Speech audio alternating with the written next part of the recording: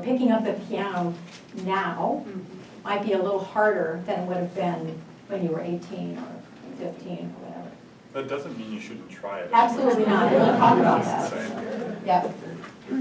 So a lot of people ask us in this session, our memory, what's normal memory change and what isn't.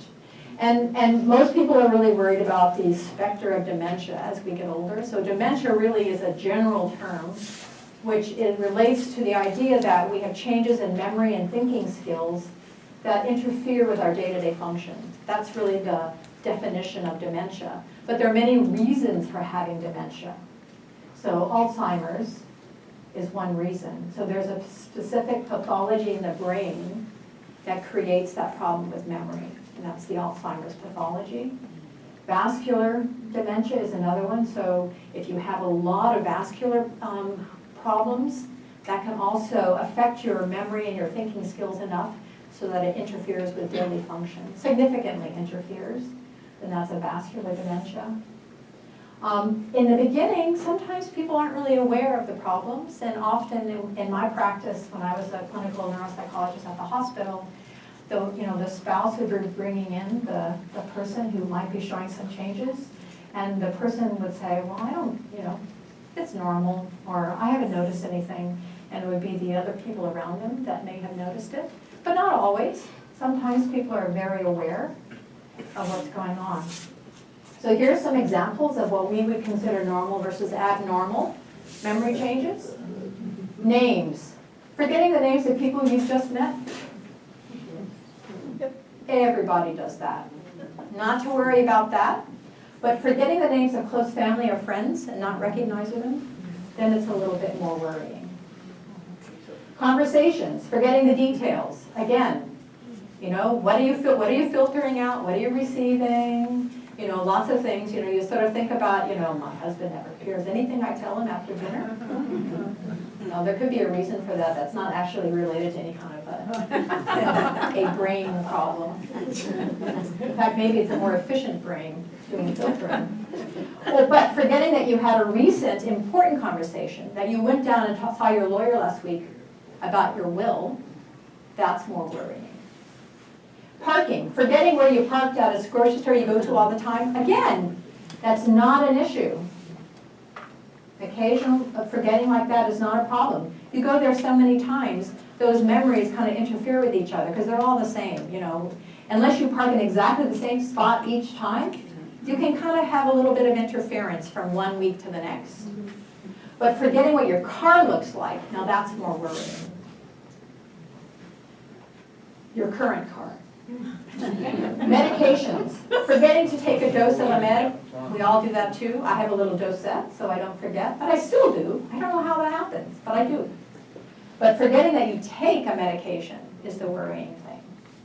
So we're just trying to sort of show you that there's a lot of normal changes in the brain, or changes in memory, that we all deal with. Now, I just want to hesitate right now and say,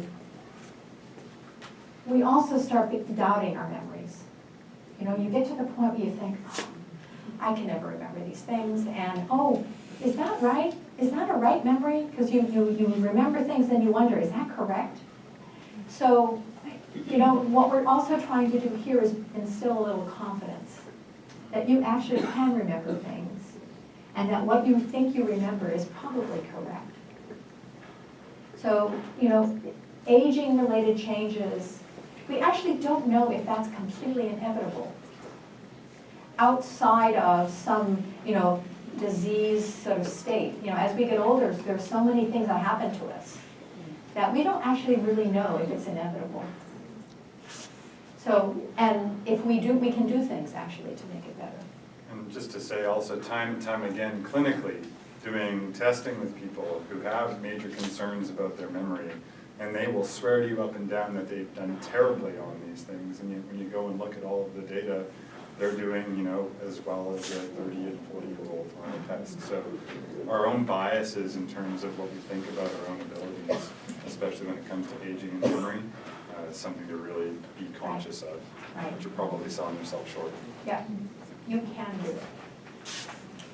Okay, so memory can be improved at any age, and it's a skill, and we're going to show you some tricks. But it takes this understanding sort of how memory works, and it takes a lot of practice, right? And remember I said procedural learning takes a little more time as we get older. So part of this is going to be related to procedural learning as well. But it's with practice, I can tell you that people have really good success. Anyone in here want to comment on that who's done the boot camp before? Yeah. Yes, I just moved here from the country. Here I'm in an apartment that you drive underground, you need a fob to get in, a garage opener, everything.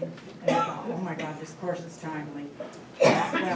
Well, I was pretty uptight when I got here, and I am so pleased to announce I have never locked myself out of my apartment. And only once, I did go to the garbage, and I forgot to take my fob to get back upstairs. And I just walked outdoors and came in, but that's only once, and thank you very much, both of you. So there are things you can do, and we'll share those with you. Okay, so wrapping it up, what are the types of memory? What was that list learning memory?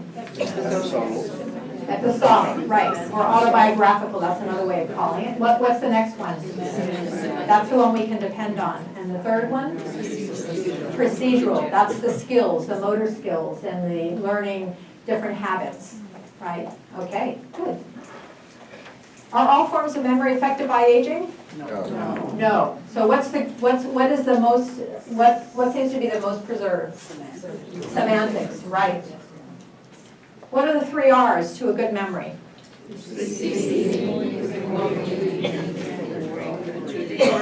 Right. Receiving, recording, retrieving. Letting it in, putting it down, getting it back out again. Okay, for next week. 2 weeks, actually. Yes, sorry, that's right, 2 weeks. You can't see that very well. www.memoryfit, which is what you'll have at the end of these sessions.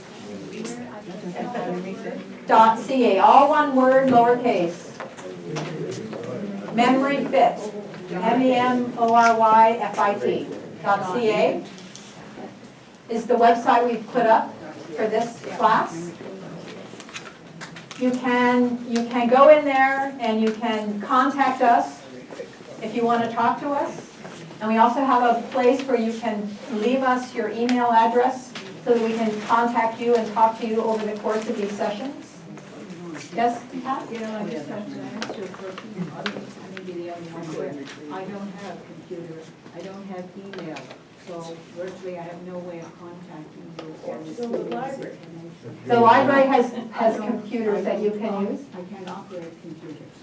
I'm not, you know what I'm trying to say, I'm not skilled in the computer. Yes, okay.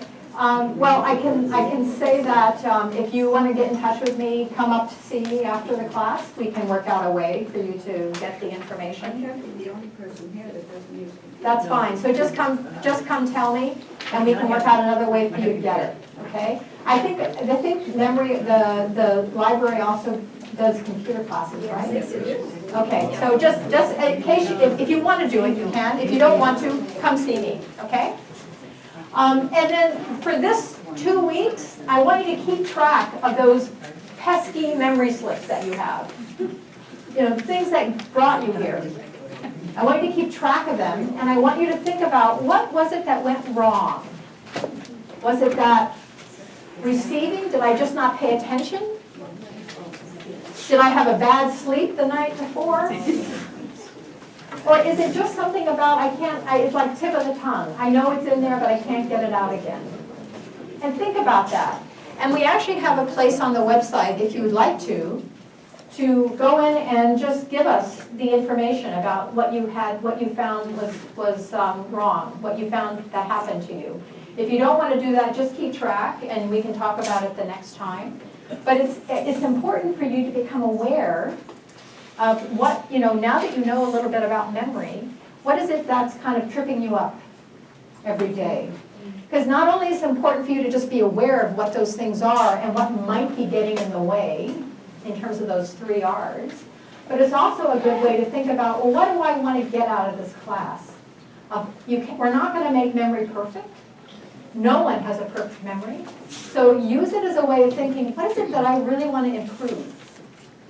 And that's a really good step towards taking these strategies and applying it to the things that are important to you. So they all have different little foibles. Donald Trump does. Donald Trump does. Was that with fake news? Yeah. Yes, exactly. Okay, and then, and so think about the goals that you have for the camp so that you can start applying what we're teaching you to things that you want to make better in your life. Okay? We're going to give you some practice things to do that are sort of just to illustrate the strategies and to give you the practice. But it's really important for you to think about, well, how am I going to apply this to my life? And how I'm going to make things easier for me. Okay? And just remember that not everything needs to be remembered. There are some years that maybe would be best forgotten. And the other thing is, Ryan and I do memory research. So if the things that I'm teaching you now are based on research that has been gone on in the past and is still going on today, and research involves volunteers, because we need to figure out what's going on, and that's doing the research with volunteers helps us do that. It's certainly not required for this course, but if that's something you would be interested in volunteering for, you can get in touch with me. You can come up and tell me, or here is my email address.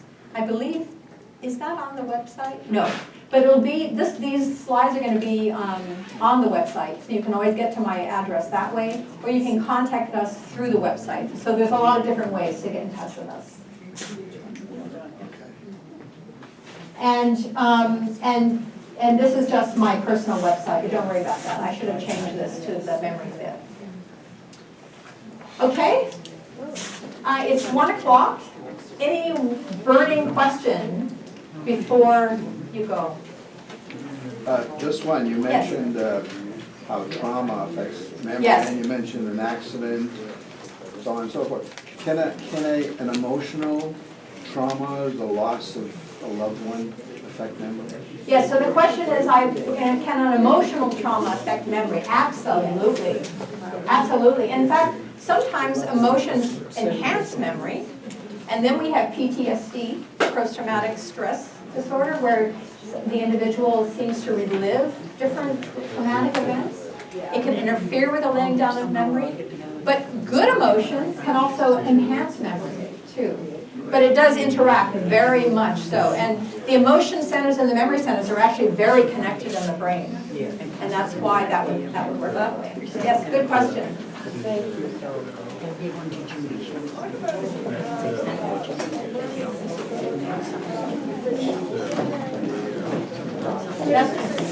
That's a long answer. Let me just